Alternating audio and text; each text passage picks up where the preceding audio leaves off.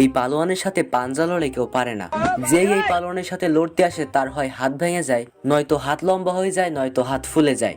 সুটিয়ে লাল করে দেবো, নোংরামি বার করে দেবো। এন্ড তখনই ওইখানে একটা খরগোশ চলে আসে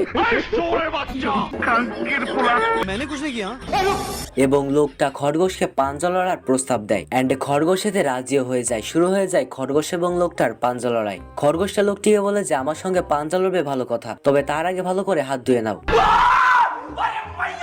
এন্ড আবার যখন পাঞ্জা লড়তে যায়, খরগোশটা লোকটিকে কাতুকুতু দেওয়া শুরু করে। এদিকে লোকটা তখন রেগে গিয়ে নিজের জামা টেনে ছিঁড়ে ফেলে এবং আর যাতে কোনো প্রকার চালাকি না করতে পারে এই জন্য শেকল দিয়ে তাদের দুজনের হাত বেঁধে নেয়। আর শুরু হয়ে যায় দুজনের হাড্ডাহাড্ডি লড়াই। এন্ড তখনই পাশ থেকে একটা খরগোশ এসে বলে, अबे कौन है बे तू?